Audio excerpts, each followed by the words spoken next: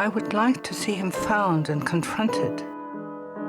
I think he should know the deep and lasting damage that he did to me. I need to know if his life has been affected or if he's sorry for what he did. I need to believe that there is some form of justice operating in this world. He was such a nice boy. She shouldn't have invited the guy in the first place. We didn't know whether to blame Laura. It's not just the ugly, funny-looking person that's going to rape. Her face, I just saw her broken. I think that women raped are treated worst by the people that they love.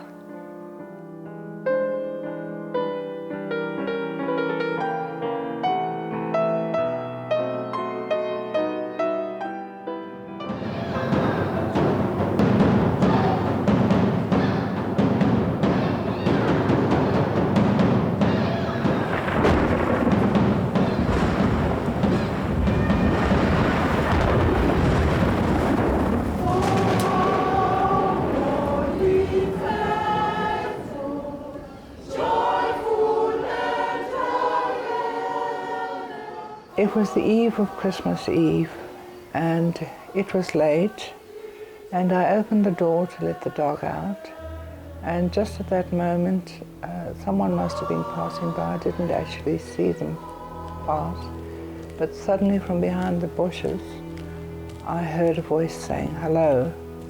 I wasn't quite sure whether this was someone that I should know, so I walked out to the gate to talk to him. He wasn't much older than my neighbour's son, and I saw him just as an older child. I asked him which school he went to, and he said he went to the school where I had been.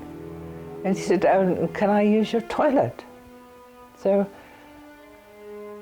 I said, yes, okay, of course you could use the toilet. So he came in, we chatted for a while, and everything was very pleasant, and then all of a sudden he jumped up and put his arms around me. Now, I immediately flung myself free and said, "No, you mustn't do that." He hit me across my face and sent me spinning. It was such a surprise. Up to that point, I really didn't have any fear that this was a sexual or a rape or anything. I was simply dealing with a little bit of a naughty child. He dropped his pants and he thrust his penis in my mouth. I was not compliant. I was not giving in any way. I was fighting. This child had turned into a monster in front of my eyes, and this monster was attacking me, and now I was fighting for dear life. So he must have kicked me so viciously, and then he left, and I think that he left me for dead, and he probably hoped I was.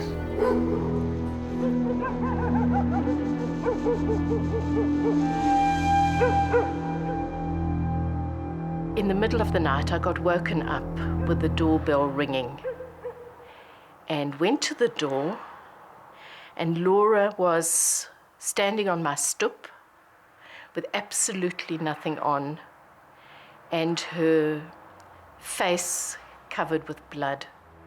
Cicely took me to the hospital, and there I saw myself in the mirror, and I turned around to see who was standing behind me, because that reflection that I saw couldn't possibly be me. I didn't go into the house. I didn't want to go near the house. It was like the scene of the most unspeakable horror.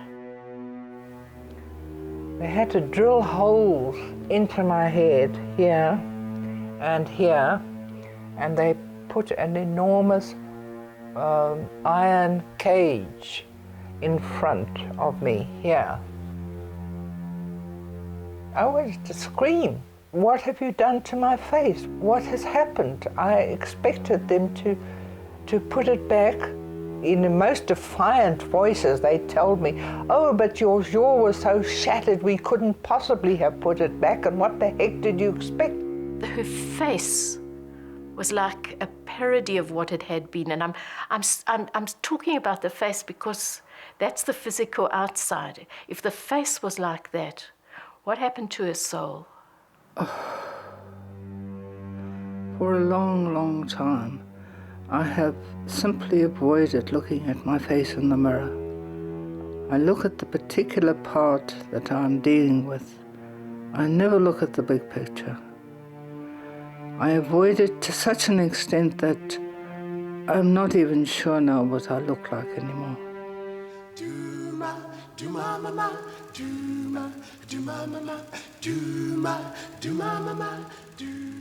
I never thought I was beautiful, but I was happy with the face I had. I worked hard to keep myself young and attractive, even through the dark years of my volatile marriage to Peter, a promising young filmmaker who became an alcoholic. And with hindsight, I should have left him by the side of the road many years ago. I'd had a musical upbringing and a brief and successful career on the stage, but that ended with children and the need to be a breadwinner. I hadn't wanted children, but a statement like that in the 1950s brought only condemnation. Still, I had 2 children, Michael, boisterous and headstrong, and Cathy, who was painfully shy as a child. And I made the decision to devote myself entirely to the task of being as good a mother as I possibly could be. I remember just how we'd come home from school and Laura would be in the lounge with her. Remember, she loved her records, hey? She'd have her records playing and she'd be dancing in the lounge. Yeah, when we'd arrive home, she'd say, come on, girls, drop the bags, let's dance. And we'd have some lunch and she'd play piano tunes for us. My children are very different, and I was surprised that it was Cathy who followed in her father's footsteps and became a filmmaker. She moved to Australia, and Michael stayed, married, and took up motorcar racing. I finally divorced Peter and lived alone in Hope Road. Some people may have regarded me as a bit of an eccentric, but I had some good friends. I felt sorry for her because I always thought she was kind of lonely, but I don't think she was. I think she was just that kind of person that could be on her own. She had very strong opinions. I didn't always agree with her. We used to have lots of arguments. She was intense. I think she was talented. I was very fond of her. She used to get on my nerves often, but I loved her. I'd been living in Australia for 15 years and my filmmaking career was just beginning when Cecily phoned me. It was Christmas Eve and she said, something terrible's happened. Your mother's in hospital. I completely underestimated the extent of the trauma, and it took me a couple of months to put my life on hold and my stuff in storage and get over to Johannesburg, not knowing how long I'd be there. My mother was out of the hospital and the iron cage had been removed and she was putting on a brave face.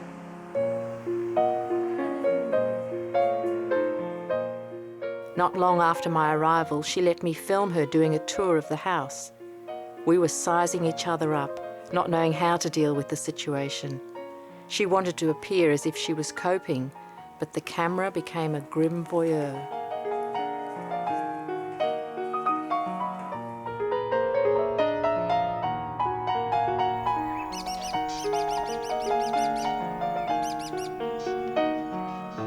My brother Michael and I had never been very close, and as adults we'd always lived on different continents. Even then he was suspicious of my motives for filming, but he covered it with his own brand of humour, like his impersonation of the South African police. SAP? Yeah. Hey, has you got a license for that camera? Eh? Or you got a license to drive that thing? No, but you see this now. Eh? You see this? They come here from overseas. And they want to sort of make movies of everything. They don't know what's going on here. Huh? They think we's always pushing the blacks, eh?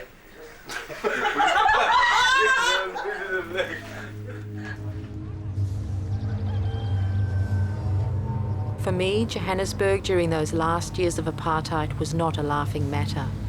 The fear I felt in Hope Road was intense and very real. The neighbours told me that 2 women alone in a house without security fences was asking for trouble, and Laura was afraid her attacker might return. So I hired an armed guard to watch the house day and night. But he couldn't protect Laura from the real tormentors in her midst. In Laura's case, a certain amount of it was brought upon by herself.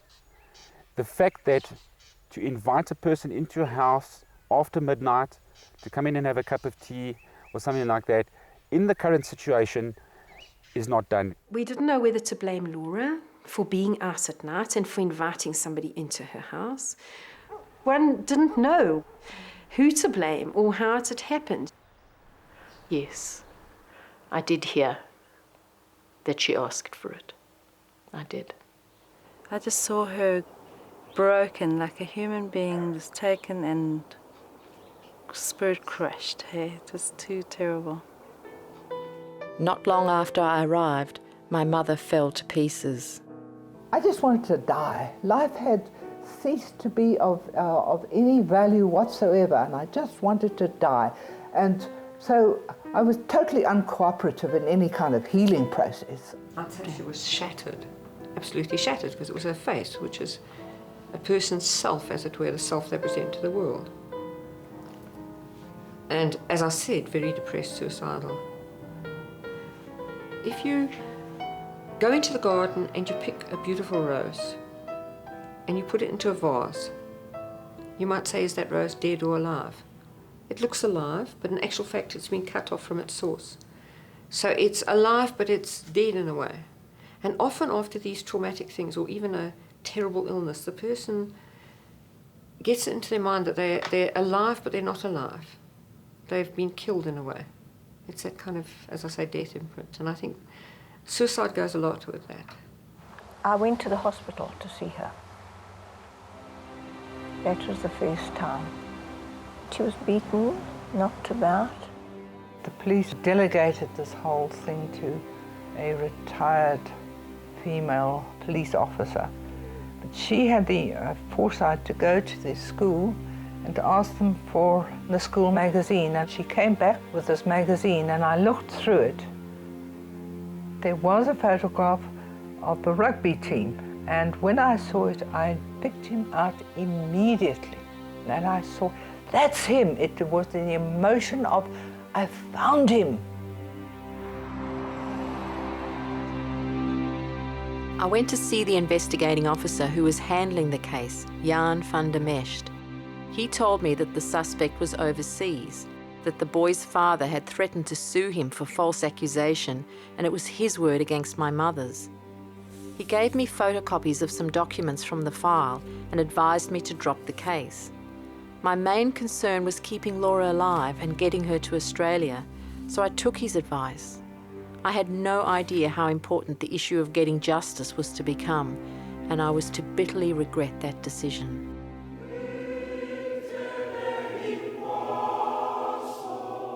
It took 7 months and several face operations and suicide threats before I was able to convince Laura to come with me to Australia. I packed her belongings and sold the house, and she said goodbye to the world she had come to completely distrust. And get me out of that god-awful, terrible hole. Yeah.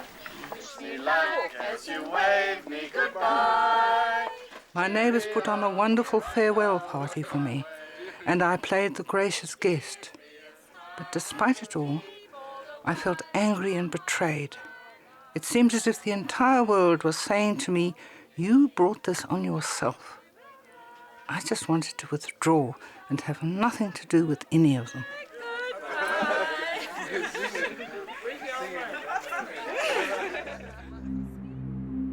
In Australia, I lived in a small flat in Sydney for several months, but I didn't cope well with my new circumstances, and my depression deepened. I stopped playing the piano and my creative spring dried up. I put on weight so that no man would ever look at me in that way again. I was having memory lapses and trouble with even simple words and phrases. And I really believed that my face was so disfigured that I looked like a monster. Laura went into psychiatric care for 3 years and then moved into a small housing commission flat and became a virtual hermit.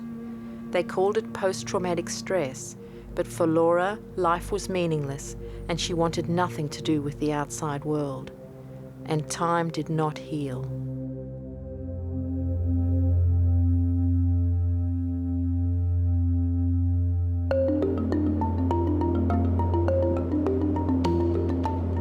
Seeing my mother shut herself away for all those years, I felt as if I'd lost her and nothing I could do would bring her back.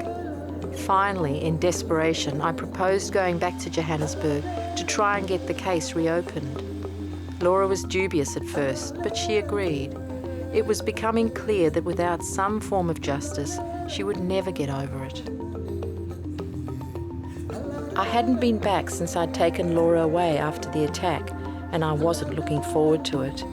My attitude coloured everything. All I could see was a city living behind razor wire and locked doors. To me, it was a city of fear. Even my mother's house in Hope Road had become just a brick wall. My first stop was to see Cecily, Laura's former neighbour and close friend. Is it the society? Does it reflect the values of the guardians of our society that they didn't find the child? I don't know. Was it a whitey thing? Was it a policeman protecting a white child that could have been his son? Laura showed me a picture from the Highlands Boys High School magazine that somebody had given her. And she was asked to identify, and she identified what looked like one young man, and of course it's somebody that I happen to know. He was at school with my children. See, that the same age as my children. But apparently it turned out not to be him.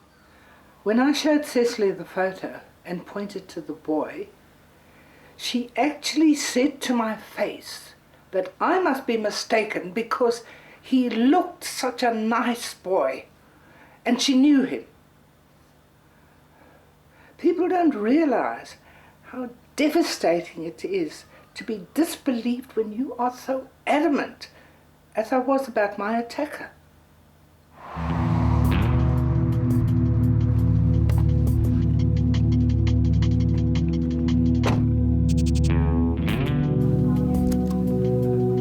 At Norwood Police Station, Superintendent John Miles was now in charge, and he and his assistant had been searching their archives for Laura's file for 3 days. The news was not good. Now, confront, it must be destroyed. This is the last hope? Yeah, these two were the last. The file was, according to the investigating officer, submitted to the public prosecutor, declined to prosecute. And but it's been destroyed. We're going to make assumptions, when we say what happened to the file, so we can't give you a direct answer to say. It seemed very strange that the files before and after Laura's were there, but her case file, or docket as they called it, was missing. The previous investigating officer, Jan van der Mescht, had since retired from the police force, but John Miles rang him while I was in his office. I wasn't allowed to film the conversation, but Miles later repeated the information to me over the phone. I spoke to him while you were here. He does remember interviewing an accused and taking the case to the public prosecutor for the decision. That's right. Yeah. So. He called him a harder heart, didn't he? Yeah. Yeah. So a difficult suspect. Yeah, when difficult, that can mean anything. It can mean evasive, but difficult, not truthful. But the suspect had admitted being in my mother's house, didn't he? He remembered that he was feeding dogs or... Well, he mentioned that he was walking past and he was invited in and things like that. That he recalled immediately. I spoke to him. So yes, that's. So. And he wouldn't have that unless the accused had acknowledged that. If you see what I mean. Yes. This information from Fundameshed was a great breakthrough, and I asked John Miles to set up a meeting for us. But when Fundameshed heard that I was back in town and making a film about the case, things changed. He didn't turn up for our arranged meeting, and he evaded me for 5 days. Finally, Fundameshed told me by phone that he was going on an extended hunting trip and didn't know when he'd be back. My time in Johannesburg was running out, and it was clear that I was not going to be able to meet him. I wanted to scream with frustration. It was at this point that I realised that without his cooperation and the original case docket, getting justice was going to be very difficult. And then, just days before I was due to leave Johannesburg, I met Charlene Smith. She is a high-profile journalist who was raped in 1999 and made her story front-page news. Her message for Laura was to be a turning point for me. If you want the person to get caught, and if you want the person to go to jail, you have to prepare yourself for an unbelievably traumatic fight. You have to fight and fight and fight. You get frustrated about the fact that you're fighting with everyone. You have to fight with the police, you have to fight with the prosecutors, you have to fight with the medical officers, you have to fight with every single person. And in the end, for me, this was the worst thing that happened to me. And if I wanted justice, I had to fight. If I wanted him to stop doing it to another woman, I had to fight. But it's a difficult process. It's a difficult process, and you often want to give up because it's very traumatic.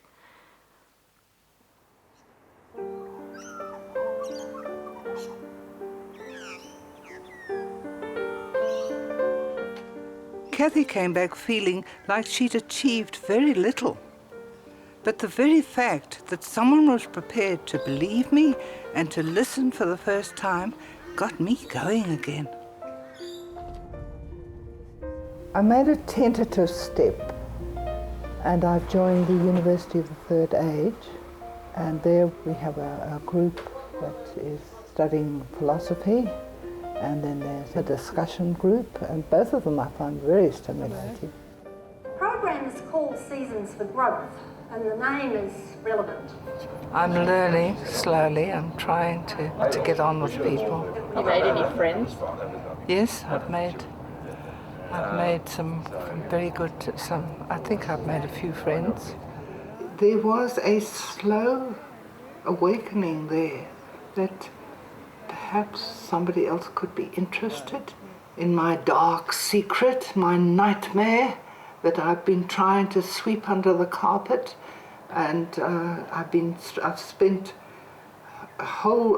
years and years and years trying to forget it and to put it aside, and now here's an opportunity where perhaps you can draw some good out of it.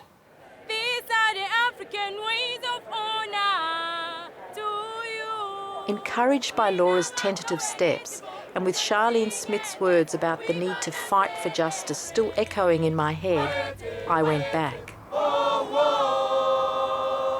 These are the African ways of honor to you. The country had changed so much since I grew up here, and on this second trip I was feeling more optimistic. I made the decision to try and find something positive from what had happened to Laura, and to look at the country through new eyes.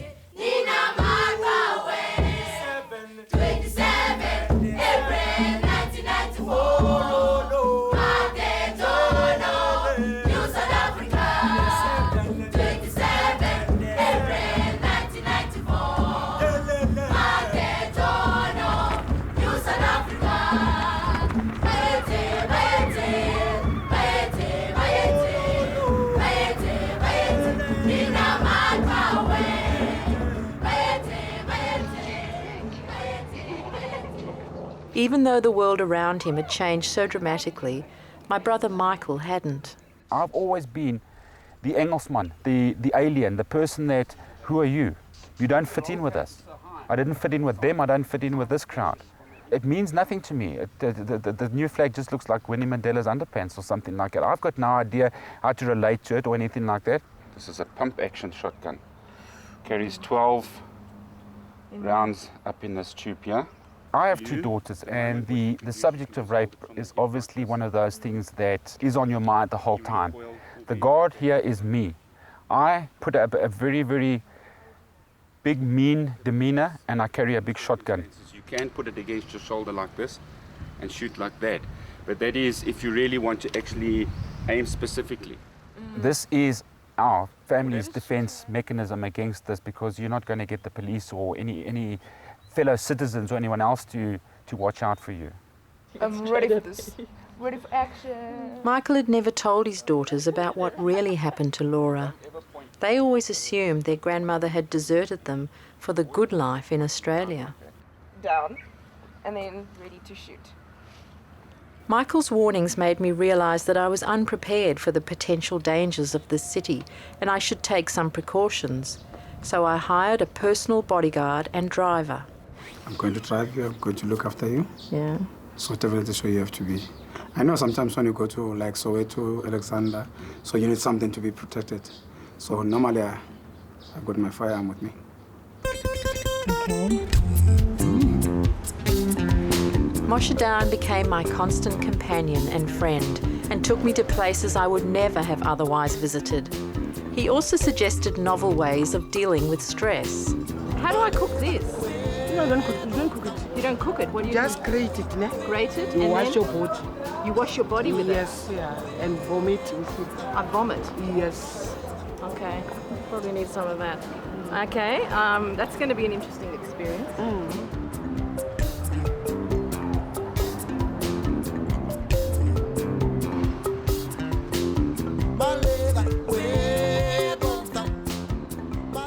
Under the new South African government, a unit had been established in Johannesburg to deal specifically with sexual assault and child rape cases.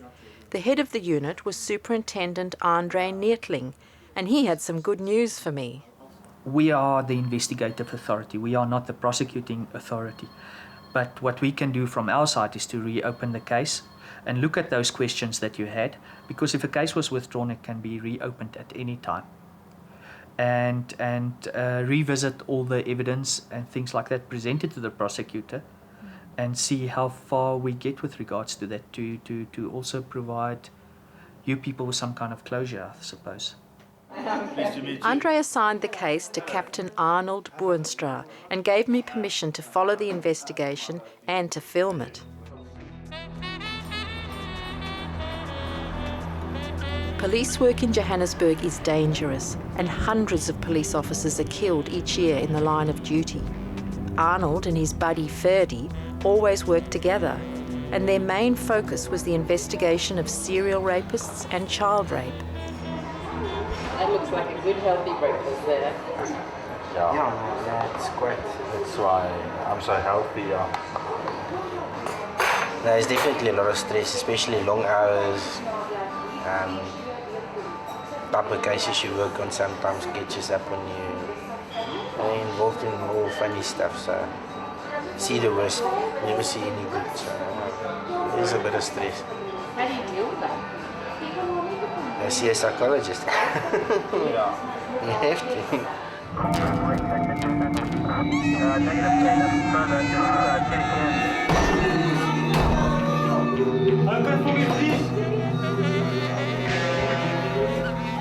I found Arnold and Ferdy's world very stressful. It reminded me too much of the bad old days of the apartheid era, even though they were now looking for rapists, not political activists. But they wanted me to see the battleground they worked in.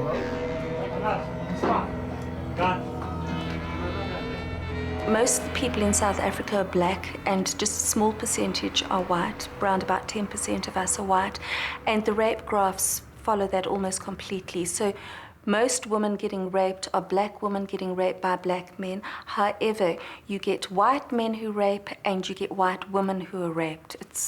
It isn't a racial issue at all. It's a societal issue of disrespect toward women and children.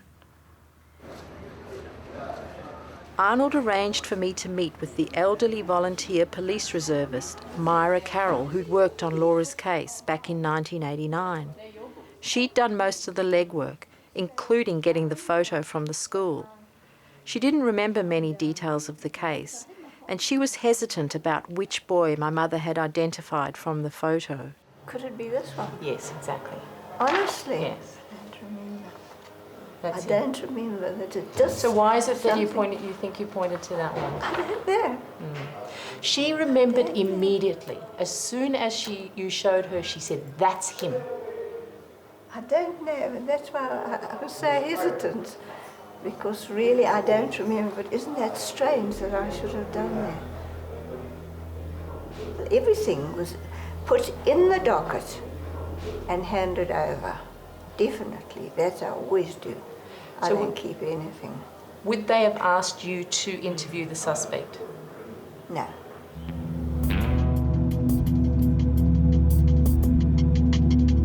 We're going to see the previous investigating officer, Jan van der Mest. He's on pension now, and see what information he can give us about the whole case. Finally, I was going to meet with Jan van der Mest. I wanted to find out why he'd evaded me on my previous visit, and whether he would tell Arnold what he had told the police superintendent, John Miles, a year ago while I was in his office, that he had interviewed a suspect who admitted being in my mother's house but denied the assault. Van der Mest agreed that I could attend the meeting and film it, so long as it was just the camera resting on my knee. But I never said I interviewed a guy in this case, never. From the beginning, I denied any knowledge of somebody being arrested or interviewed in this matter. You know, I was in his office when you spoke to John Miles. I was there and I heard you say this. Saying what? Saying this thing that you'd spoken to the suspect. Hell, I never said that. But I was Never in my life. Office there. No, of course I'm not. not Do you making understand that- Afrikaans? Yeah, I do. Why should I lie to you? For what reason? I don't know, I can't understand it. I just want to get the name of the guy that you spoke to. I never interviewed anybody in this case, man. This I can guarantee you. And I never said this to John Miles. You said to me when I came to see you in 1989, you said to me that the parents had threatened you.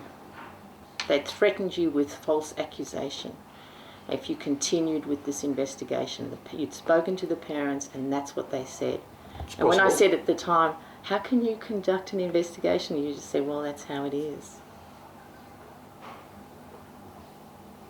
It's possible, I can't remember. So you could have spoken to the parents. Oh, it's possible.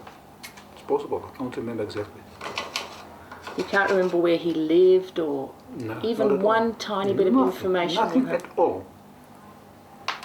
I'm a total blank. So do you think he's telling the truth? Van der Mest, I don't know what to think. My frustration at this point hit a high note, but I didn't get much support from Arnold. He wasn't interested in uncovering whether an ex-police officer was lying or not.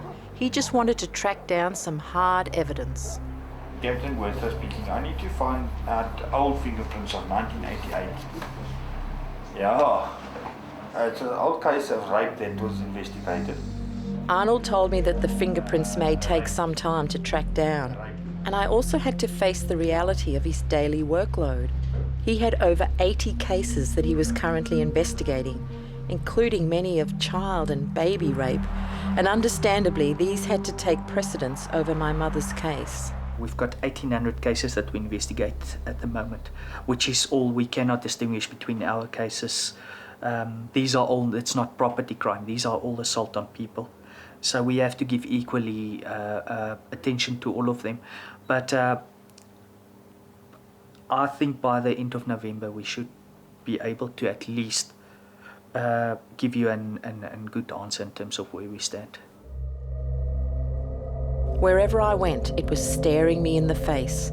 The extent of rape in South Africa was horrific, and the statistics were almost beyond belief. A woman is raped every 26 seconds.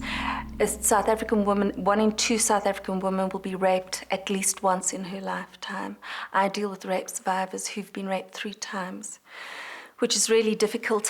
75% of rape is gang rape. You're more likely to be raped by anything from 3 to 30 perpetrators than by a single individual. A very, very high rate of incest. We have a particular problem at the moment because our incidence of HIV is so high that there's a very high rate of virgin rape. There's a belief that if you rape a virgin, you can cleanse yourself of HIV. So we're seeing, last year we saw a doubling of child rape. Charlene spends much of her time helping the survivors of sexual assault and their families. And it was at one of what she calls her survivor lunches that I met Glory and her twin daughters. The 2-year-old twins had been raped and sodomized by a man she thought of as a trusted friend who persuaded her to allow him to pick the twins up from preschool every day. And he raped them repeatedly, maybe for 3 weeks. Every time, every day. Where? How? You don't know. I don't know. I wish I can know. No, you don't want to know. Did they tell you? Yeah, they tell. They even demonstrate, even the noises he was making that time when he was raping them. You know, they talk, they say it like it is.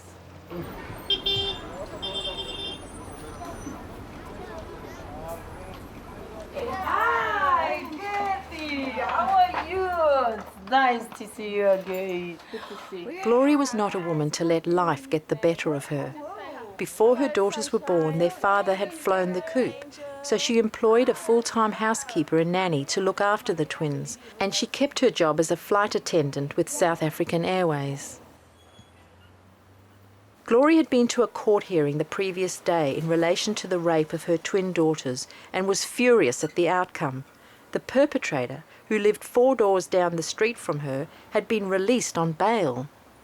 I was so depressed I couldn't even have dinner. I had this terrible headache, and I think maybe it must have been nerves or what, because I couldn't just believe that they are remanding it to next year, February. It's 4 months. It's too much. And this guy's still walking around free. He was in a new suit, new shoes, new shirt, and he was so boastful and like, I don't know. He's still around. I saw him yesterday. This is dangerous, you know, it's like a virus, it's like something. We should stop this now.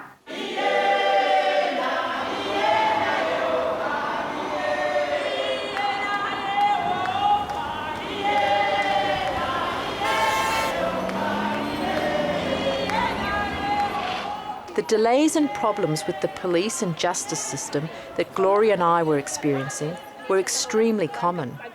But instead of just grumbling, Gloria and her family took action. She poured all her rage into a petition to President Mbeki in the hope of drawing attention to our frustrations. You know, we've got to put our feet down that they should do it. Send people out there to go and educate those people in all the languages, all the 11 official languages. It takes it like...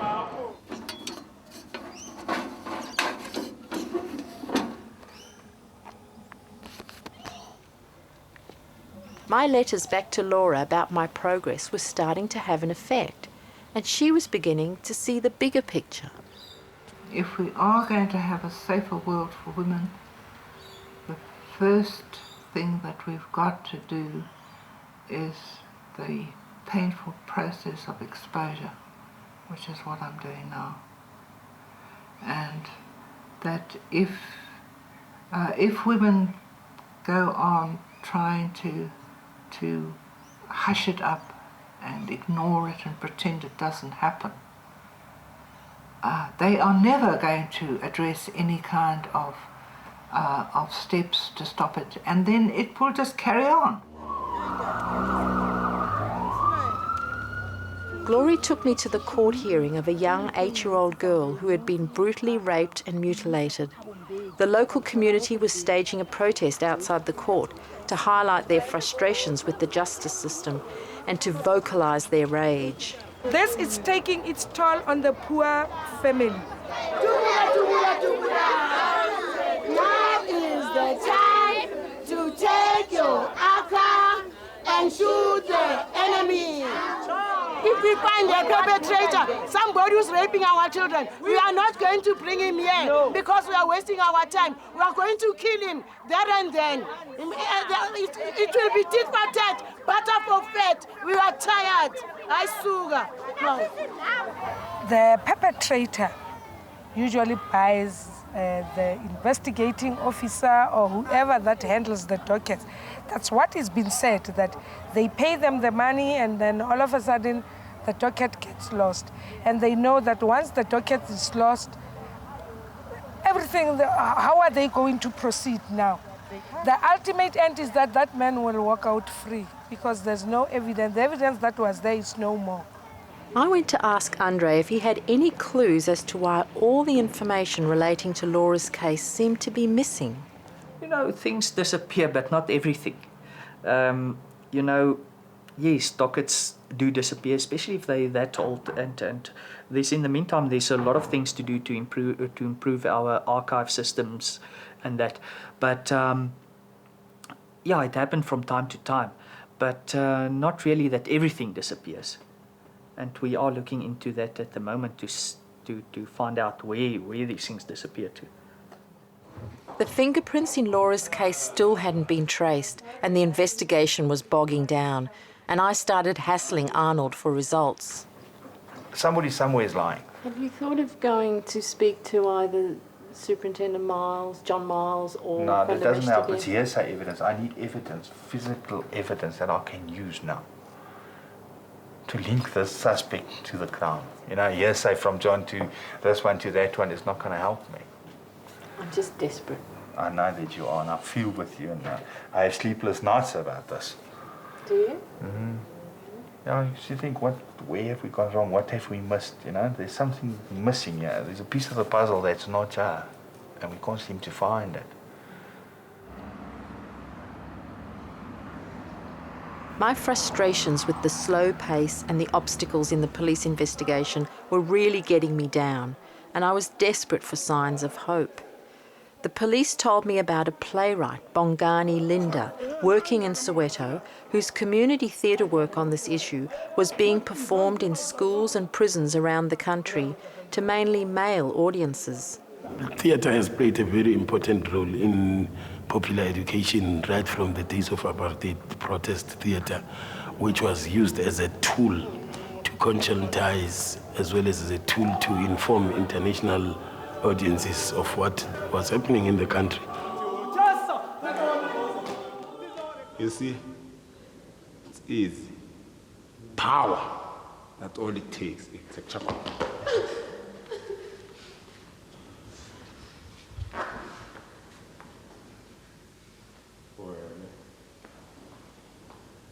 My old lady, if you ever dare go to the police, this house will be a foundation. And you'll be signing a death warrant. Yebo, Noma?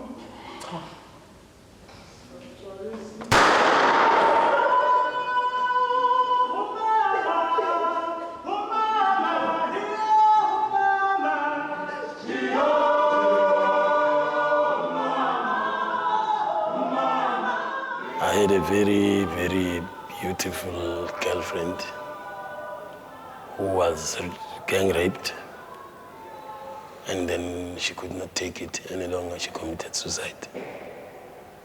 I got very angry. I confronted one of the rapists. In that anger, I killed him. I was arrested, stayed for about 24 months on trial, but thanks God I was acquitted because charges were dropped against me. And then after that, you know, like I got very worried that what kind of a society is this? Because in fact, it just did not end then. Rape became a popular crime in our townships, and you know, till today, it's still like that. It's sky high. It's crime number one. We've got this anger, and the anger that we have is taken to the wrong people. It's taken to our sisters. And you know, for me, this makes me very angry because, I mean, I've experienced it. I used to love that woman. She was part of me. We shared the same breath. Today, she's no more. Because some, I'm sorry to say this, but fucking bastards, barbarians.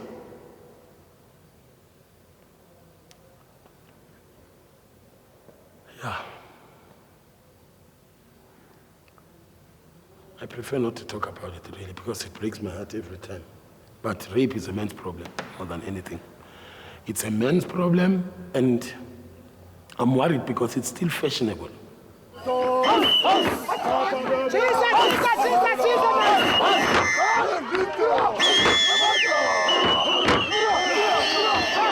I call upon the men who are here, as well as the boys, young men.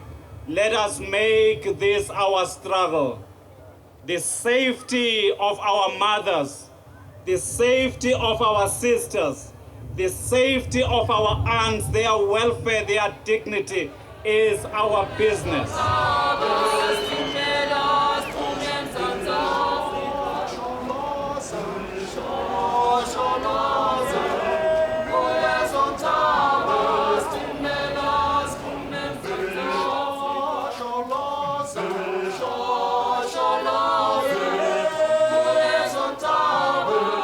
When a child is abused, I know it touches a very tender part of us.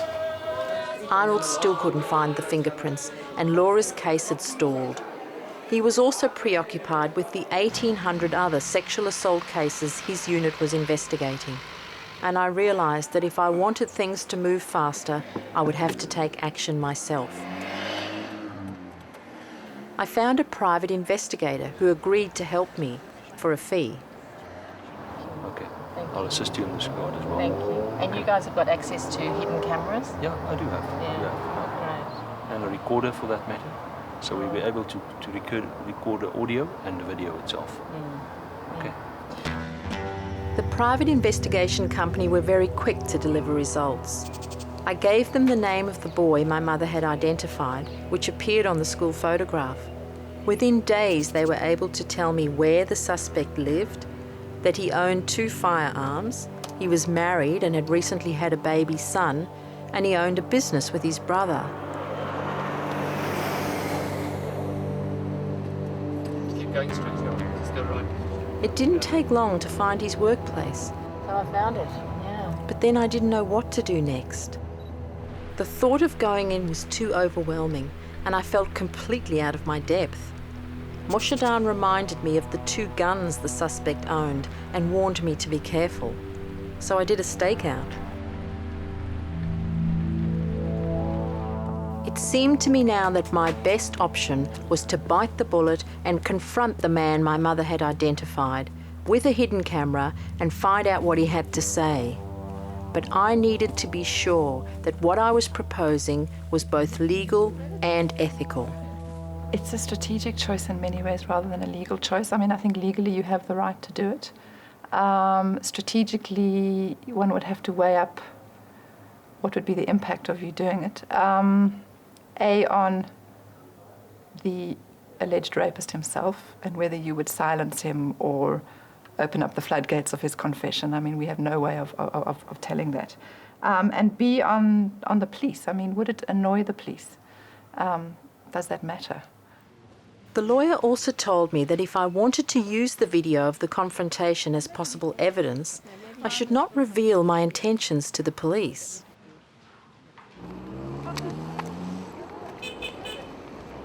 The thought of going out and facing the man who had caused all this trauma terrified me, and I kept hoping there would be some other way. Glory suggested we go to the ANC Women's League, a powerful women's lobby group. She believed that if we could speak to Nelson Mandela, we may be able to get some action for her twins and for my mother. She would like to have an audience, leadership here, Women's League. Like you are going to, on her behalf, going to confront the perpetrator. I think she's going to get a relief from that. Yeah, she'll be now able to let go now. Because why is she still holding on is that this person was not brought to book. That's why she is still holding on to this pain. But once she knows that it's being taken care of now, she'll be able to let go now. And I wish you all the luck. I wish for her sake.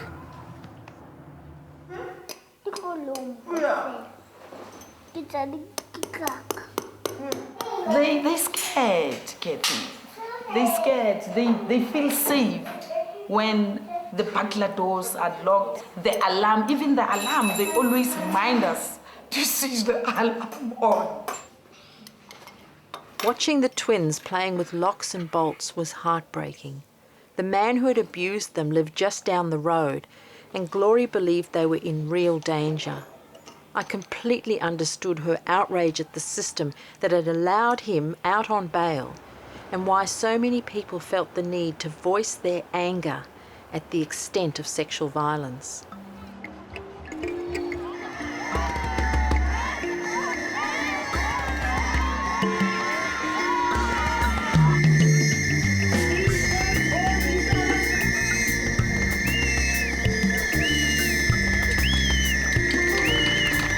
What do you think about this child abuse, Abuti? Glory finally collected over 10,000 signatures for her petition and presented it to the President's office in Pretoria. But she wasn't stopping there. She asked me to help her write letters to the Justice Minister and the Minister for Safety and Security. The bail was granted despite the fact that I informed the court of the danger he poses to my twins and my nanny. I want the president to stop giving these people bail. Okay. To me, it's a major thing. That's a big thing.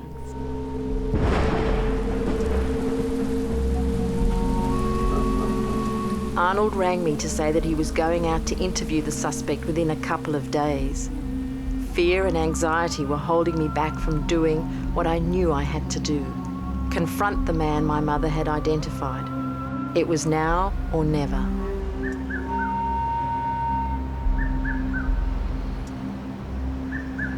That morning I awoke with a sick feeling in my stomach, but I'd come this far, and this time I had to see it through. I still didn't know if I'd be in any danger, and there was that awful nagging doubt. What if it was the wrong guy? I could just wear it over my shoulder like that. Or you could put it right over your head. This way I can get it off if I need to. Or... Oh, okay, yeah, sure. If you needed to run, I suppose, yeah. So if I'm talking to you, is that getting a good picture? Well, as you can see there on the screen, you can see the picture there. That's me there. Yeah.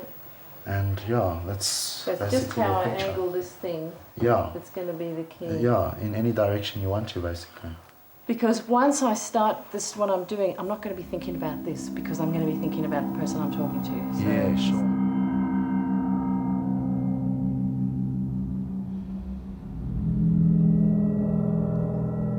I just wanted to ask you something. It's a personal matter. Okay. I just wanted to ask you if you've ever thought about that woman that you assaulted in Orange Grove in 1988. Assaulted? Yeah. Who are you talking about? The woman that you assaulted in Hope Road, Orange Grove in 1988. That was my mother. Sorry? Who's your mother? My mother lived in Hope Road, Orange Grove, and this is, she's identified you from a school photograph. You went to Highlands North School. So if you don't mind me asking, assaulted? Yeah. In what way? Sexually assaulted. Oh, do me a favour. Definitely not. Look, I can definitely help you. The police are about to come and question you. What are you talking about? There's a lot of evidence. Who's your mother? My mother was the woman that was in that house that you went into that night. I don't know, and I don't know your mother from a bar state. You have my word. In the wildest dreams, your mother's making a mistake. And you have need to tell her that. I swear to you on my son's life. And if you do tell her that and she believes you, then she will withdraw. Ma'am, I tell you, she can come, and I swear to you on my mother's life, my son's life, on everybody's life, my family's life. I don't know what she's talking about. I swear to you. Do you want and I'd like to phone my father and ask him if you don't mind to come with me. I swear to you, I don't know what you're talking about. Hold on, but listen to me. Dad does not. No, my dad's getting upset because he knows that it's not me. Dad? Yeah, but Dad? He has to verify that he told the police. Hold on. They say that you told the police that I agreed that I was in Hope Street. But that you didn't assault my mother. No. Okay, can you bring a police number? Okay, Dad, I'll phone you back just now, okay? Okay, but listen to me. Don't start shouting and screaming. Please, Dad. Please, Dad, listen to me. Don't start screaming and shouting, please. please, just speak to my father, because my dad's really upset now also about this. There's no ways on this planet. Sorry. Did you speak to the police? My Yes, name's sir. Cathy. Dad, just tell him, please. Is he Cathy upset? Henkel. I don't know Cathy what you're Henkel. Man. I've you offered make to help your son Man, hold on. because Just my on, mother give me has 5, please, Dad. identified him No. Do me a favour. This from is a wrong. photograph. No, this is wrong. No, this lady says that I raped her mother in 1988 in Hope Street. Hold Sorry, on. I don't want to have your father shouting at me like that. Listen, if you will meet me down the street, we can discuss how I can help His you. father's gone ballistic. I can well imagine it. Because his father probably thought, my God, thank God, I got away with it, and he's been, and now to be suddenly confronted with this, I'm sure he would go ballistic. I can well imagine. She's making a mistake. I'm telling you that now. You have my word. If you don't mind me asking, what was I wearing? Supposedly wearing. I don't know what she's talking about. I swear to you. She knows what you're wearing. She says she was with you for a long time. She's making. No. I know. She's making a mistake. Okay. Okay.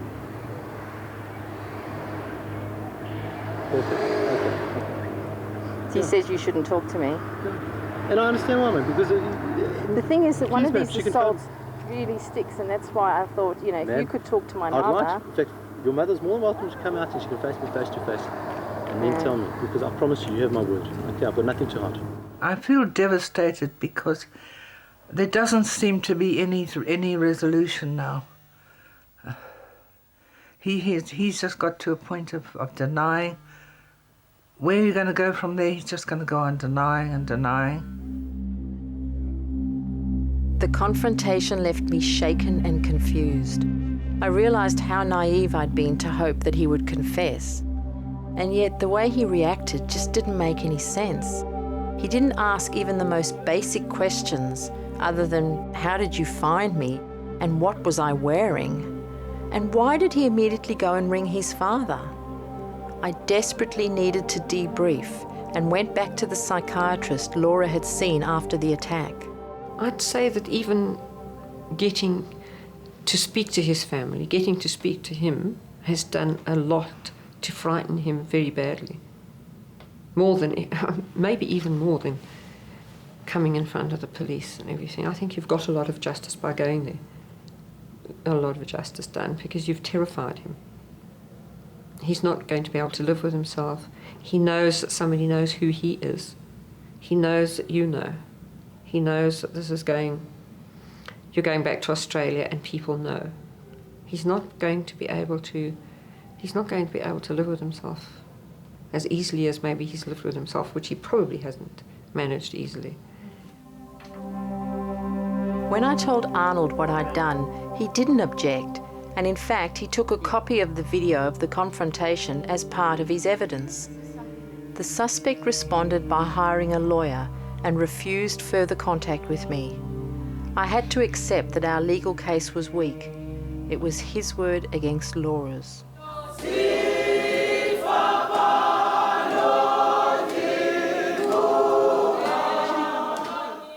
Arnold told me he'd been out to interview the suspect and he'd come up with an alibi. When I next saw Arnold, he'd been to Cape Town to check it out. The hotel that they claim to have stayed in has subsequently closed down. The one wing's been completely broken down and the other one is standing empty. So there was no verification of his alibi. It's his word and those of his witnesses. So hard, because my mother is so certain that it was this guy, and I just have to keep believing that. I tried, and I'm not giving up. It's bad to just give up. Somewhere along the line, something should happen. Glory's letters and petition had hit the mark, and she was getting attention from officials high up in the system. The South African government was acknowledging the extent of the crisis and making sexual assault a priority area. My letters are everywhere. Oh, the government department. People keep on saying, but who is this Glory Lekhodi? Some are on the corridors with the fires. They say, I should contact Glory Lekhodi. I should go see this. It's amazing. I can see a light. There is a light there at the end of the tunnel. It's shining brightly. You know, they all involved, they all concerned. They telling me that over the telephone when they come here. I want to help women and children because I think there's a big gap there. People are there struggling, and I realize that people, you know, get tired when they busy with their cases and something goes wrong. They just say, I'm just going to leave it at that because, you know, it's so tiring. We both have experienced this thing. You know, you can't just go on without any light. So people give up most of the time. So I want to encourage people not to give up.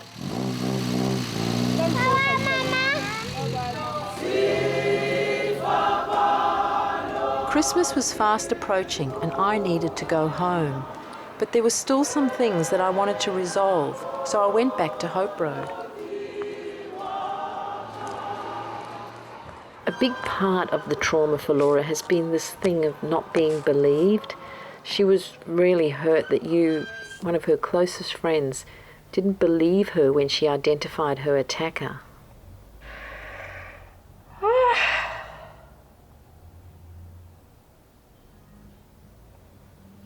I don't want you to feel terrible. You can't help it. I mean, you can. You know, Laura, I'm sorry.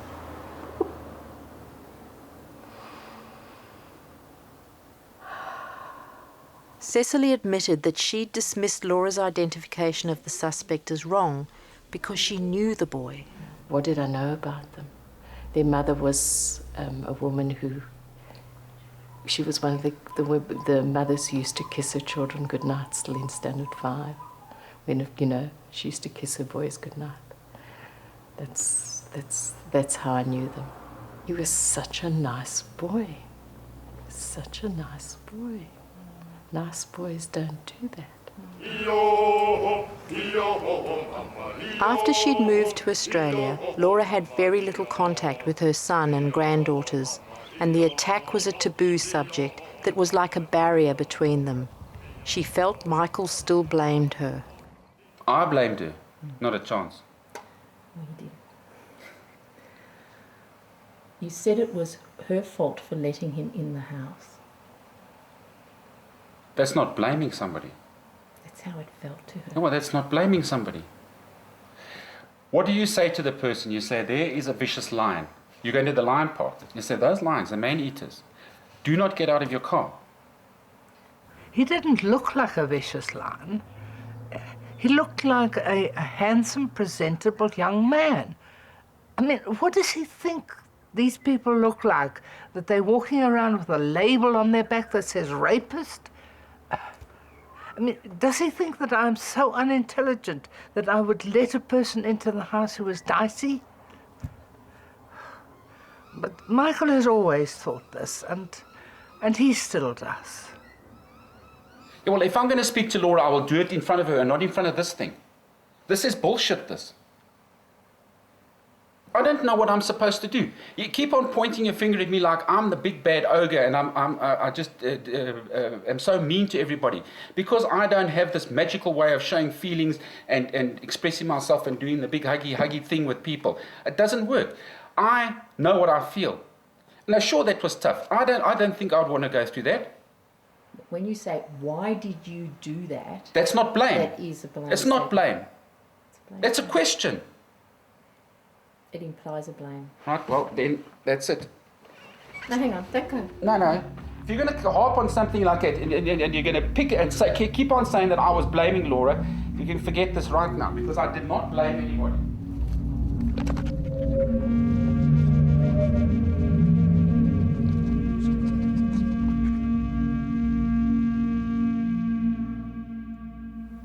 Yeah, I never realized that one little statement like that could cause Mom to have so much trauma. Now, do you think I could tie this together? Do you think I saw the connection there? I didn't see it.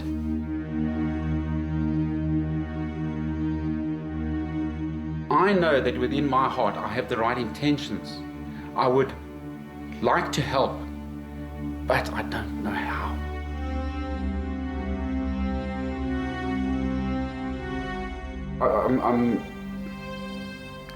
You've actually got me into a place where I'm very, very.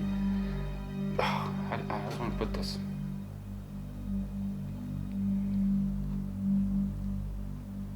I'm sorry, and I really hope that this can make it better. That's all I can say. Michael, thank you.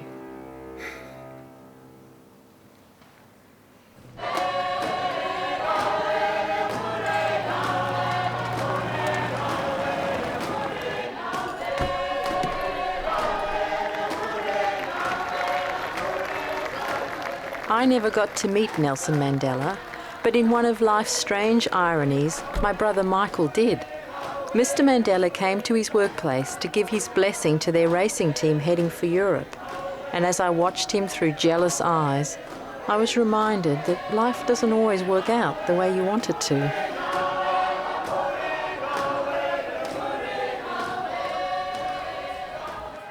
The South African police had always been the butt of Michael's jokes, so meeting the head of the Sexual Offences Unit was a bit of a challenge for him.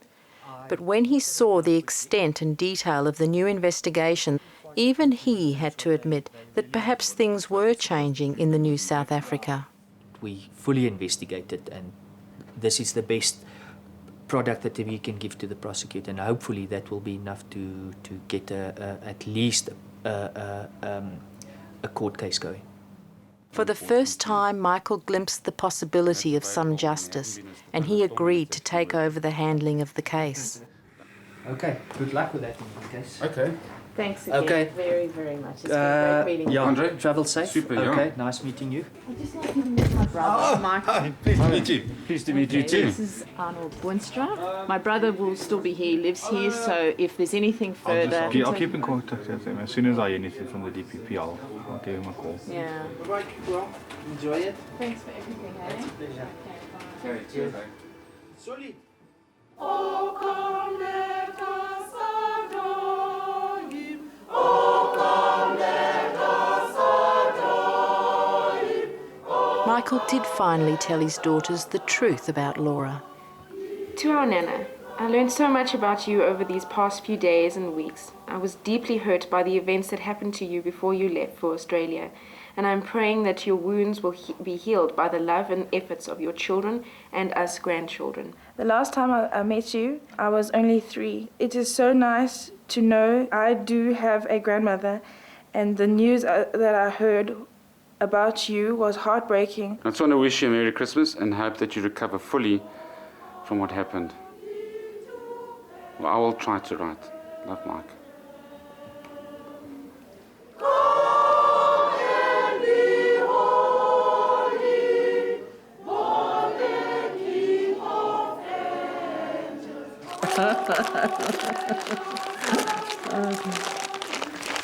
I know what it is. And she is being very optimistic. She can't be. She's joking. She's joking. To think I'm going to fit into it. God, What is it, Laura? Because it's a bathing costume. She remembers me walking around in my bathing costume because it was always so hot. The very fact that they opened the case, the very fact that they've investigated him, the fact that he knows he's being investigated, and he knows that I still know and I am still convinced. And he knows now that he has not fooled me, and he has not fooled you, and he's also battling now to come to terms as to whether he's going to be able to fool the police. Do you want them to go forward and try and get a court hearing and if necessary, go and testify? I'd love it. I'd love it. I think that he should be punished. It would be absolutely marvellous if legally it could happen. I'm not pinning all my hopes on it.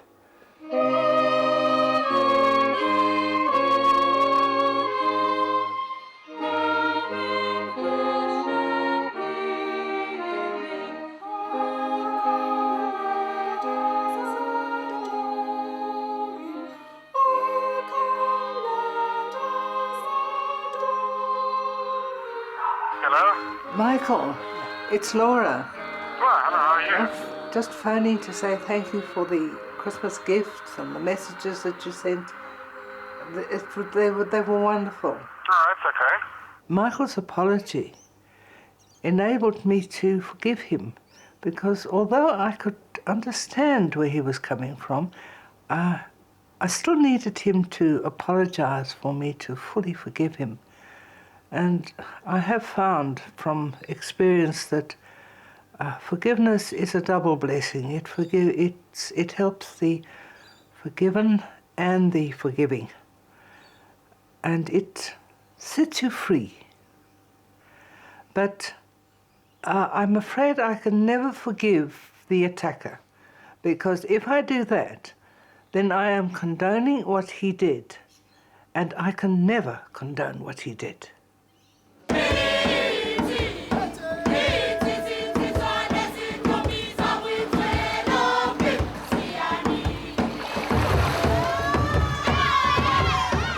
I still get depressed sometimes and angry that my attacker has not yet been brought to justice. But I've come out of my isolation and I'm renewing my faith in human nature. 2 exercises so far. Third one, you're going to come down.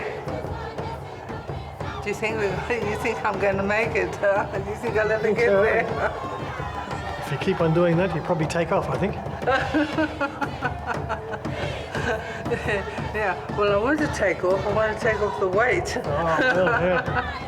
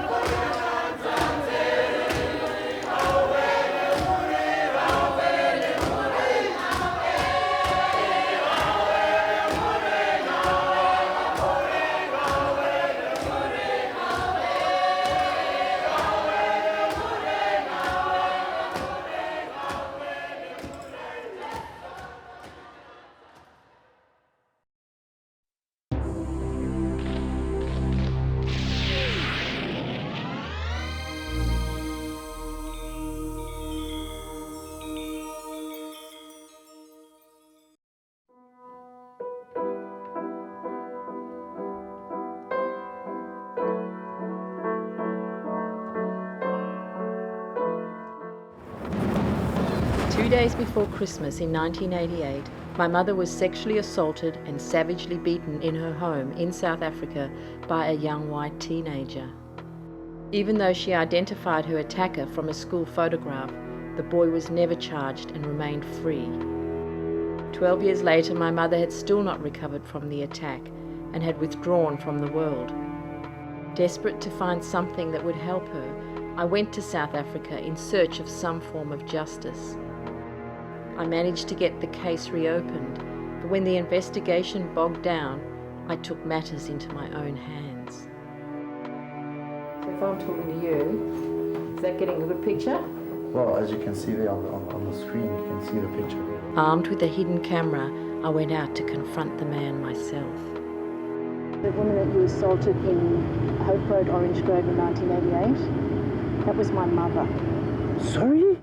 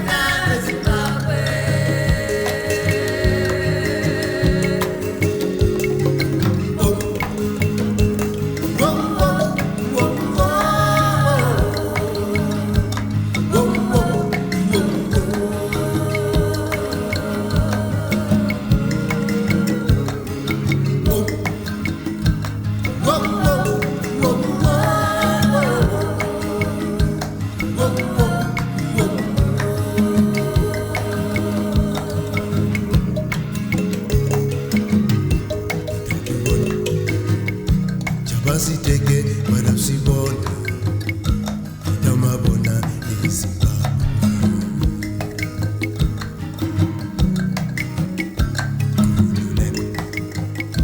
utafika ekayara kayini ingisela wena wana utasibona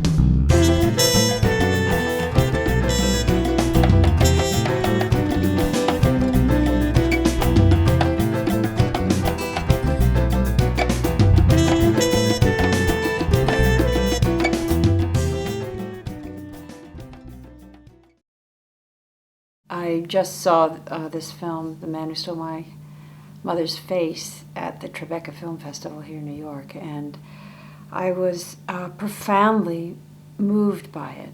I think it starts in a terrible event that really changes the landscape of a family, and tells the story not only of that family, the courage of the daughter who was determined to help her mother find closure for this terrible thing that happened to her, being raped. The courage of the mother, who in the end comes to life when she realizes that attention is being paid and there's possibility for some sort of justice, and in the wider picture of what's happening with this issue, this terrible problem in the whole country of South Africa and across the world. So it starts very specifically and tells this really riveting story, and puts it in a greater context. I think it's a tremendously important movie for anyone who cares about violence against women, and anyone who cares about the viability of a family and healing, as opposed to just hopeless destruction. So I was very taken with it, and I hope everybody will have a chance to look at it and be strengthened by it and inspired by it and healed by it.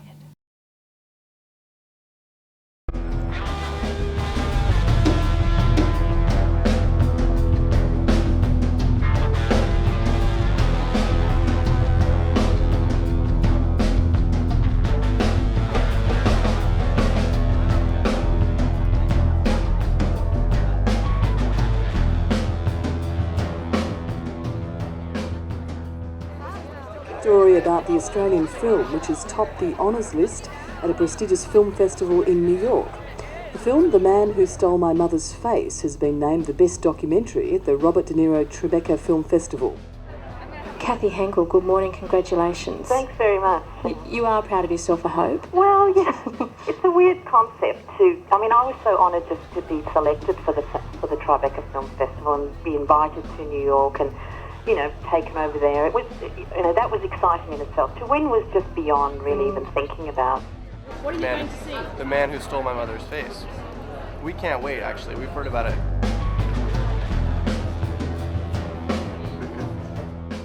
It's a brilliant film, and you're not just a great filmmaker, you're also a courageous daughter and a wonderful sister. Thank you. I really love this film.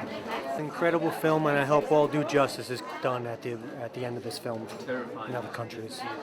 It was a great film. Thank you so much. It's very empowering, and I recommend it to everyone all over the world, especially men. Check it out. I think you did a tremendous job. Great film. Your objectivity in such a personal matter was fabulous. For myself as a man, seeing the men in the film, sort of the one South African man talk about his girlfriend that had been raped, and sort of how he felt so passionately about it, made me feel, made me connect a lot more with the issue of rape than I'd ever before been able to, and particularly your brother Michael, the brother in the film, made me feel like it was my own issue as well as his. So it was awesome. I actually just wanted to say that this is a subject that's very close to my heart because I do work in women's shelters, and I am an activist in the sense of trying to keep everyone informed, and I just wanted to say that this is a subject that is usually dealt in a very sterile and cold manner, and I was very impressed and very proud to hear you speak and see the film and realize that it can be done and with a touch of humanity to it.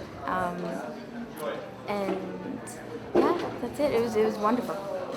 Thank you so much for making this movie. It was extremely emotional, very moving, and something very personal to me, just even having had friends who have been raped. And I think as an American, as someone who is African as well, and as a woman, I felt like it really spoke to my heart on so many different levels. And I feel like the movie was very healing, even for me, and I can't wait to tell other people about it and make sure that they see it. And I think just it had a really powerful message, and it didn't... it was very healing for me, and I'm glad I got to see the movie. So thank you, it was excellent. Just really moved. I think you're amazing. I think the whole movie was amazing, and your mother was just very heartwarming, and I really appreciated it. Can I have a card? Okay, thank you. The film The Man Who Stole My Mother's Face has been named the best documentary at the Robert De Niro Tribeca Film Festival, and its director Cathy Henkel says she wanted her film to be uplifting despite its confronting subject, the rape and bashing of her mother. The feeling that you have when your name is called as a winner is quite unreal. It's surreal, really. I think I just went into a kind of state of shock at that moment. But I apparently got quite happily onto the stage without tripping over and made a fairly good speech and remembered to thank all the right people.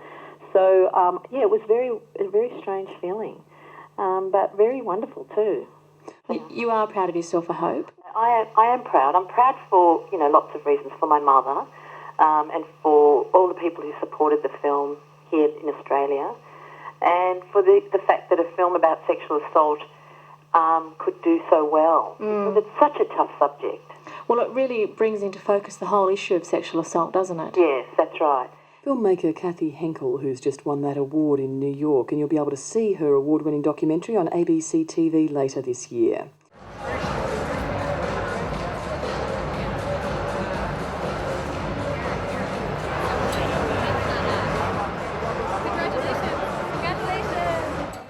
This is an amazing feeling, okay? I'm here at the Tribeca Film Festival, and we just found out that our documentary won the Best Feature Documentary, shared prize with a Palestinian film, which is a beautiful film. So I'm over the moon. This is really very strange. I'm very excited. Everybody's really happy. Our distributors here are really happy. This will help the film in Australia. It'll help it to reach new audiences in America and all over the world.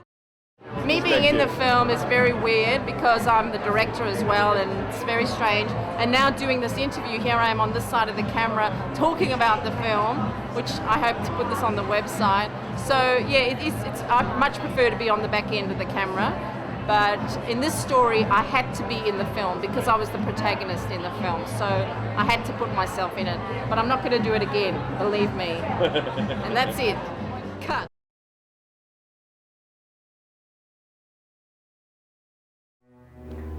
They had to drill holes into my head here and here, and they put an enormous iron cage in front of me here.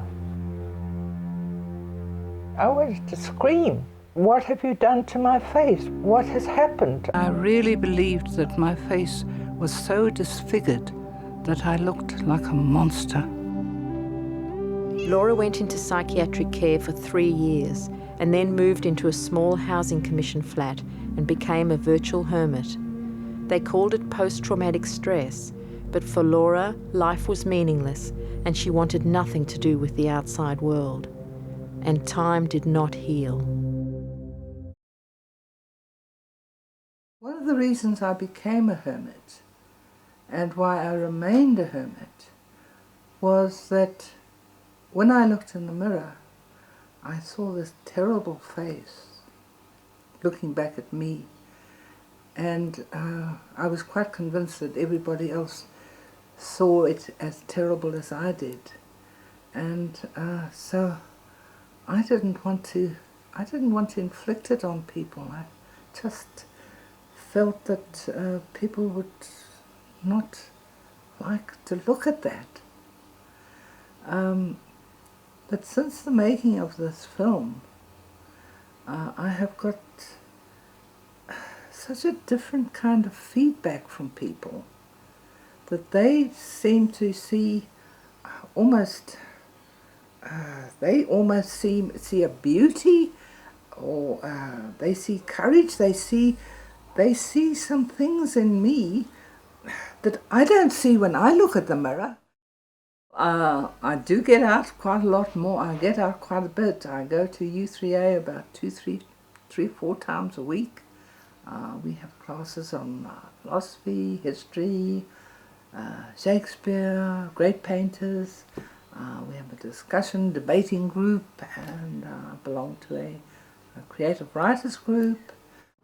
The most common argument against space exploration is that all that money would be better spent on helping the poor. Then there's the exercise groups. We go to a heated pool, and I'm just starting up yoga. and I've been playing life ball, which is it's really a walking basketball. But it's great fun, and it's surprisingly tiring. Shoot. All right. I've just got an email here which is about the poem that I submitted to this poetry competition, and they're telling me here that I'm a semi-finalist and that I have an excellent chance, I'm quoting, I have an excellent chance of winning one of the prizes, including the first prize. And then also they're saying that they're going to put out a publication and they're going to publish my poem. The Women's Health Centre invited me to lead a march to reclaim the night, and we marched around Lismore, and then afterwards we went to the Star Court and there was a showing of the film.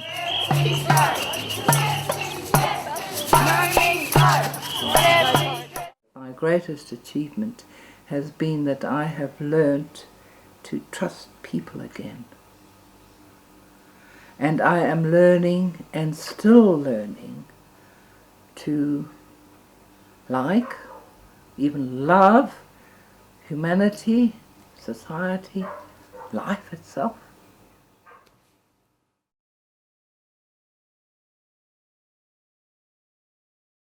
I had 2 children, Michael, boisterous and headstrong, and Cathy, who was painfully shy as a child. And I made the decision to devote myself entirely to the task of being as good a mother as I possibly could be.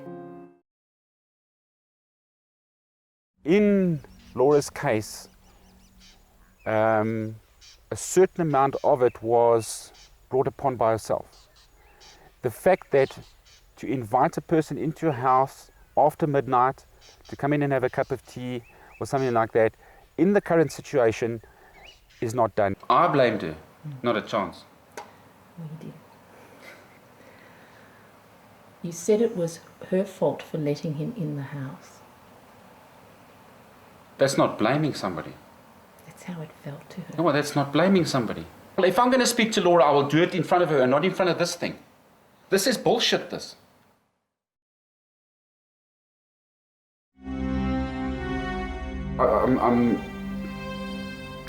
You've actually got me into a place where I'm very, very...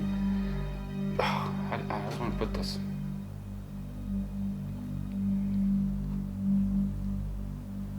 I'm sorry, and I really hope that this can make it better.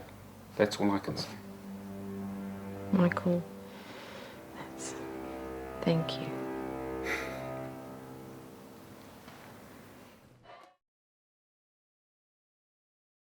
Are you still cross with me for having put you through that ordeal? Oh, there were times when I was cross. But obviously now that one sees what the effect is of it all, then at one point it seemed to me, what is it all about? It didn't seem to have any purpose. It was some crazed mission my sister's on. But now that it's all done and the final product has come out, the film is there, the reaction from my mother, and to see the turnaround from that absolutely depressed person sitting there, it's heartbreaking to see that. To see someone in our smiling, socializing with people, getting out, doing things, that is definitely, it's made this all so worthwhile. So now, what one can learn from this is to have the necessary compassion and understanding that when something like this happens, it's not that person's fault. And to not try and apportion in any way hidden or, in my case, implied or perceived to be implied accusation, then you've learned something, and then you can treat that person in a way that they don't feel that they did something wrong, and then of course the healing process goes a lot quicker. It could have been done without film. It needed a mediator, somebody like yourself, who is able to be compassionate to both sides and understand both sides of the story, and then it could have happened as well. The fact that it's been done through film is, to me, it's just another way of doing things.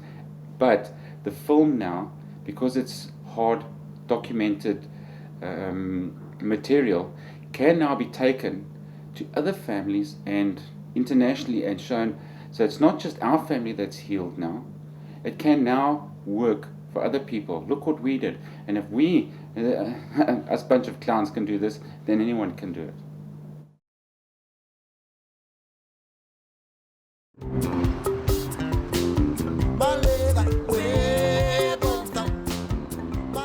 Under the new South African government, a unit had been established in Johannesburg to deal specifically with sexual assault and child rape cases. The head of the unit was Superintendent Andre Neertling, and he had some good news for me. We are the investigative authority. We are not the prosecuting authority. But what we can do from our side is to reopen the case and look at those questions that you had, because if a case was withdrawn, it can be reopened at any time. Andre assigned the case to Captain Arnold Boonstra and gave me permission to follow the investigation and to film it. Police work in Johannesburg is dangerous, and hundreds of police officers are killed each year in the line of duty. Arnold and his buddy Ferdy always worked together, and their main focus was the investigation of serial rapists and child rape. All cases of rape that was investigated. He had over 80 cases that he was currently investigating, including many of child and baby rape, and understandably these had to take precedence over my mother's case. We've got 1,800 cases that we investigate at the moment, which is all. We cannot distinguish between our cases. These are all, it's not property crime, these are all assault on people. We fully investigated, and this is the best product that we can give to the prosecutor, and hopefully that will be enough to get at least a court case going. Arnold and Ferdy that you met during making this film haven't slept for 3 days now. I actually had to force them to go home last night and get some sleep, but they started at 5 o'clock this morning again, and they look a bit haggard at this stage. So I'm not going to be able to see them? I doubt it. I don't think they want to be seen like the way they're looking at the moment. They are visibly very tired, red eyes and whatever. Have you got any more resources than you had a year ago? Yes. Can you say that? We had, specifically in Gauteng, I believe there's an absolute urgency around crimes committed against women and children, and our unit specifically. The units were resourced to capacity by soon after you left, and all the units were resourced in terms of vehicles and logistical resources to capacity. Sexual abuse, rape, sexual assault, those kind of things happen in privacy. It's not like an armed robbery where people burst into a bank and you've got 20, 30 eyewitnesses and whatever. This happens usually, these people are alone in a room, it happens in seclusion. So you sit with the situation of the single witness. And that's why it's so prominent for me that we were able to have 24 life sentences issued. Considering how difficult it often is to deal with these cases.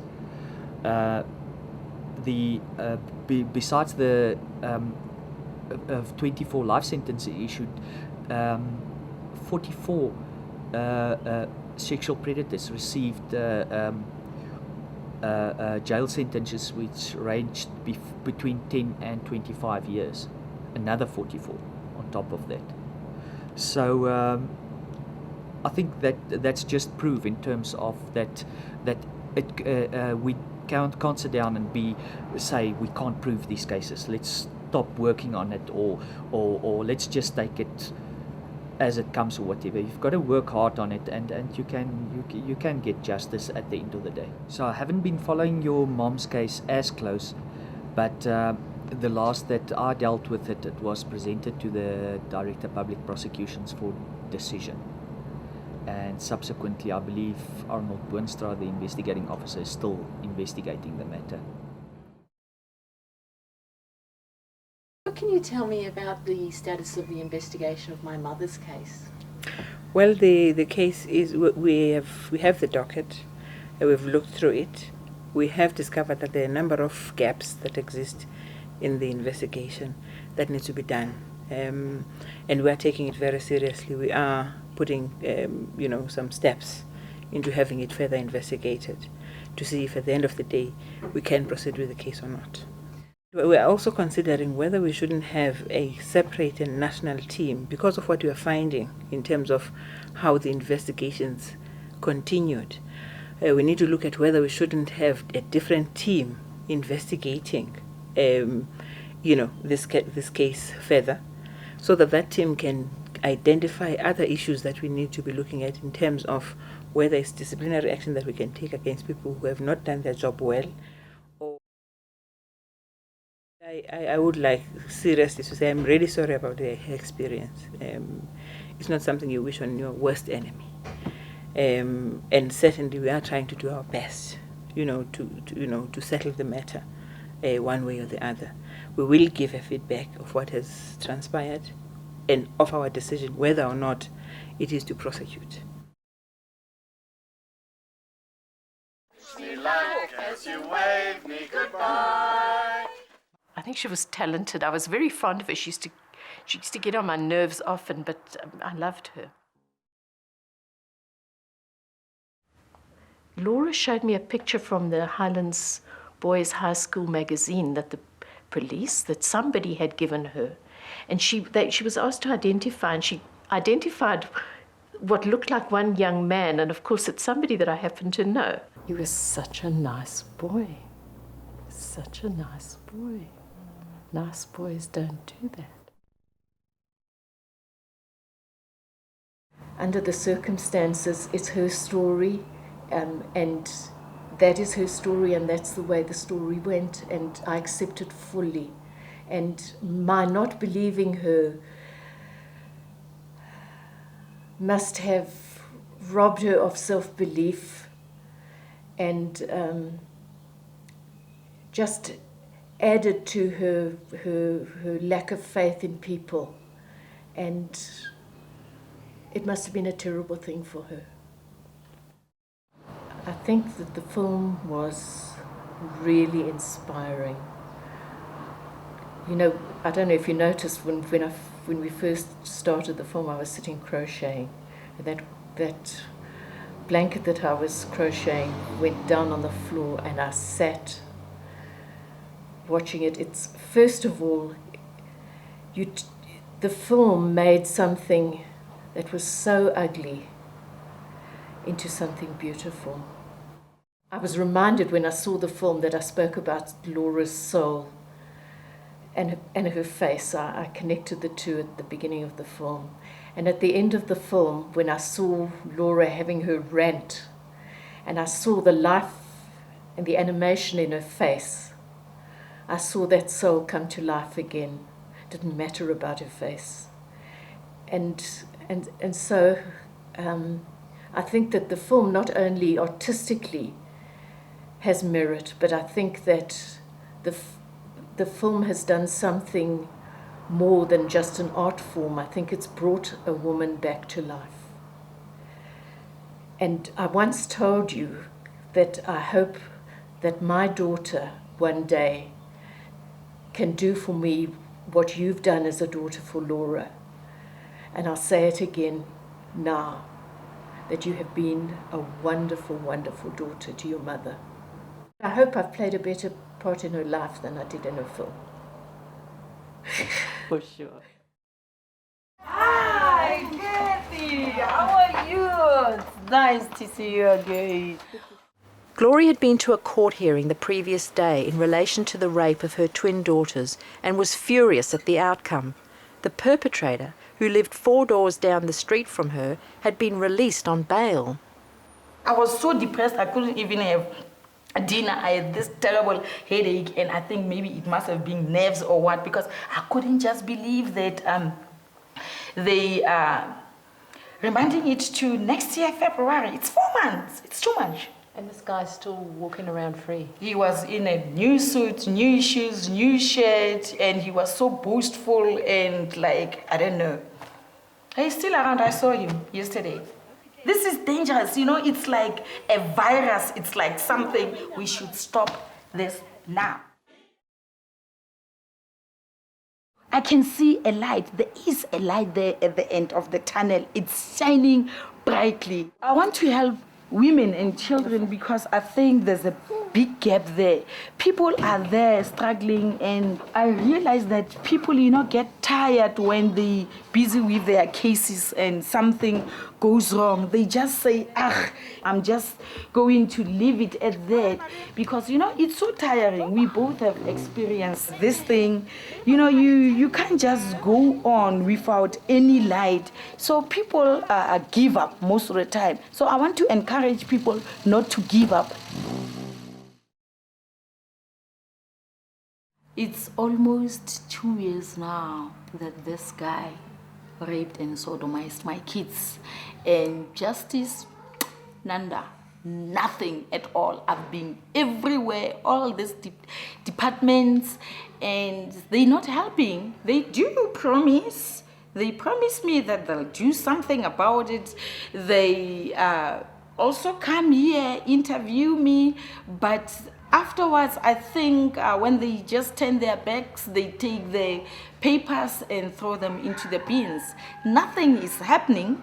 So now, luckily, some time ago, I was so depressed after this senior prosecutor told me that my case will never go to court this year because my kids don't want to get used to a stranger thing. You know, I told her that there is no way my kids are going to be questioned by a stranger who will just immediately get into the whole questioning thing and ask them who raped them and things like that. So I went back to the Department of Safety and Security, and they referred me to the National Director of Prosecutions.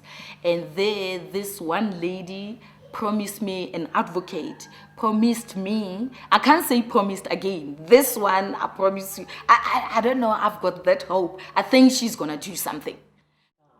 I won't give up. I promise you, I won't give up. Not for my kids.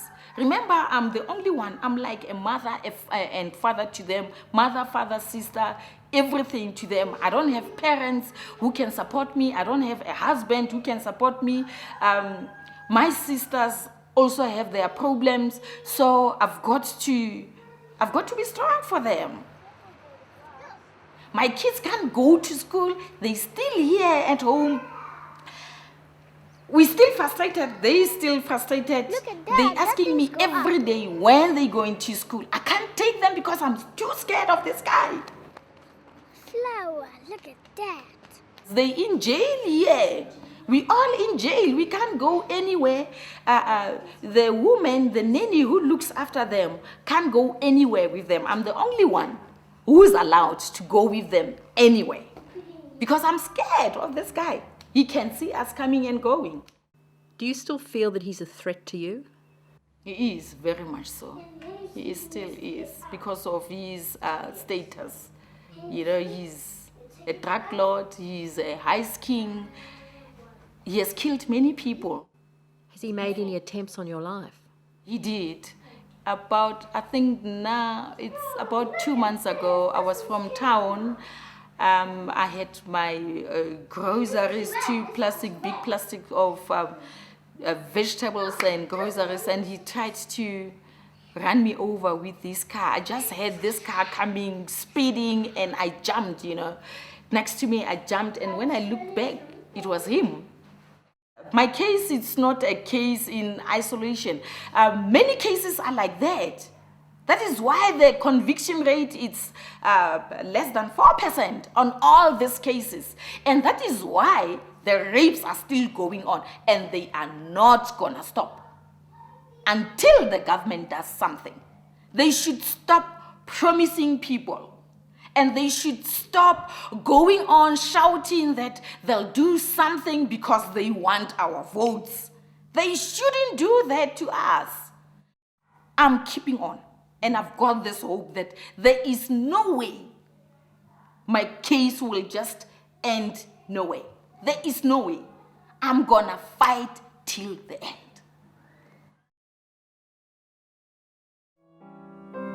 My children are very different, and I was surprised that it was Cathy who followed in her father's footsteps and became a filmmaker. She moved to Australia, and Michael stayed, married, and took up motorcar racing.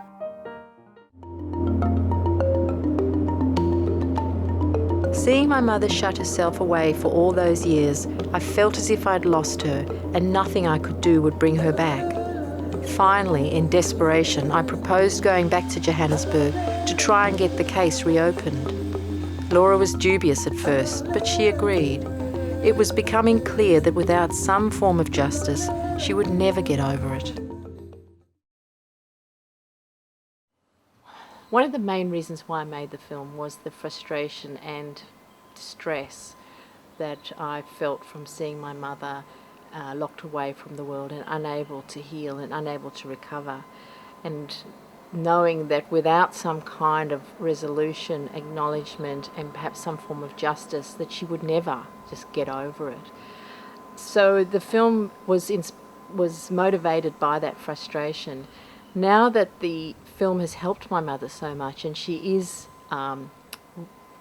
able to trust people again and to feel that she can go out and show her face to the world and take part in activities and, you know, be part of society again, that frustration is gone. I mean, that's a really fantastic outcome, and it's actually beyond what I ever imagined. To me, it's a bit of a miracle, the impact that it's had on her. I still have frustrations in some of the other stories that I encountered. Glory's story is still not resolved, and I feel very angry and frustrated about that. I do feel frustration that the case is still not resolved. My mother's case is still being investigated now, 2 years since I left there, and that feels ludicrous and drives me nuts. I would like to see the justice system be able to respond better to people's trauma and be able to, you know, get justice in more cases than it does. I think the most beautiful surprise for me has been my brother. I feel he has moved through something really huge in the making of this film, and he said to me the other day when I spoke to him on the phone that he has really learnt empathy, and I think that's very inspiring for people to know that people can learn that, and that he has shifted from feeling angry and feeling in denial about it and not wanting to deal with it to feeling enormous empathy and understanding what happened to my mother and being able to apologise and forgive. It's been a really big experience for my brother, and I'm really proud of him in what he's done, and our relationship is better than it's ever been, and I think that's been the best surprise.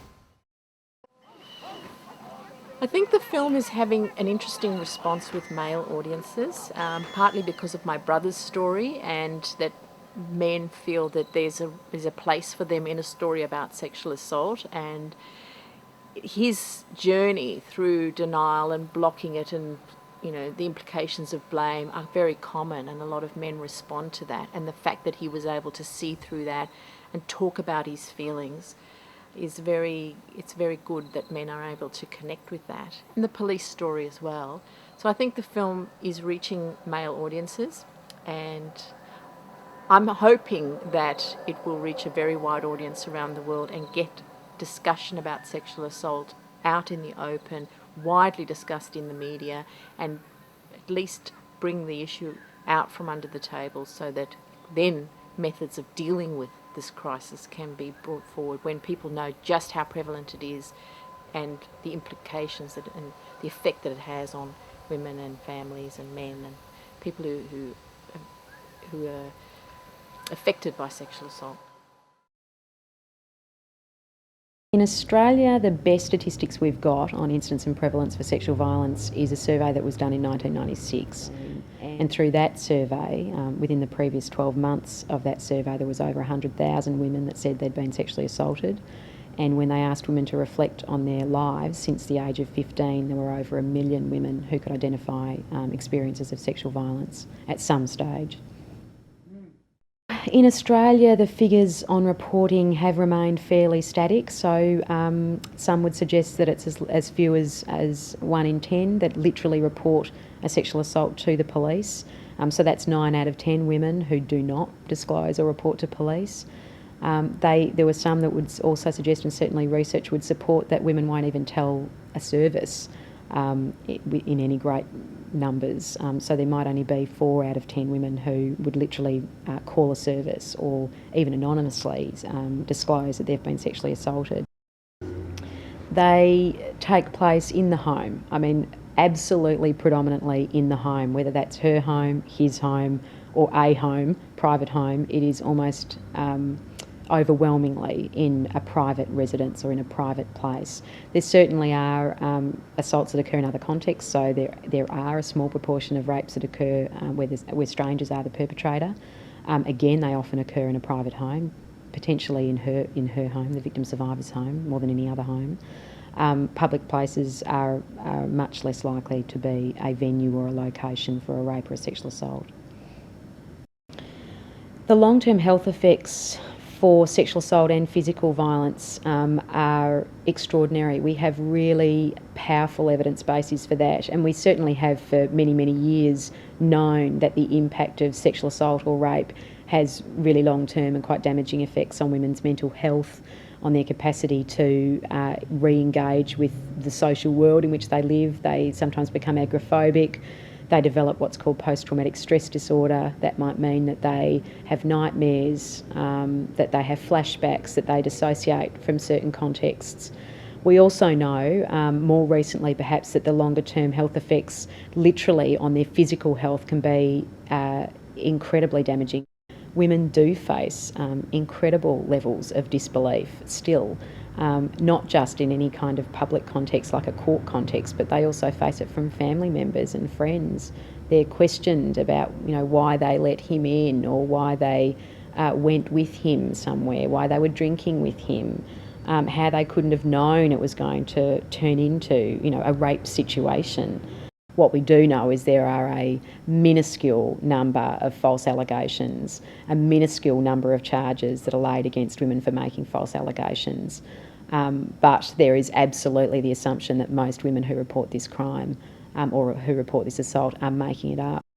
The fear of being blamed for the assault is overwhelming, I think, for women, and often keeps them silent for years, if not decades.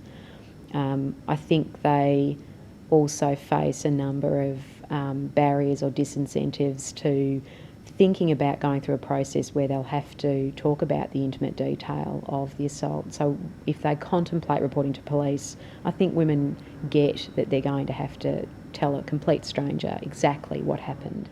I think they fear that if they do go ahead with reporting and they do go through a court process, that it'll result in an acquittal or he'll get off. And that will mean a jury doesn't believe them. It will mean that the courts have exposed them to what's often a gruelling process of cross-examination.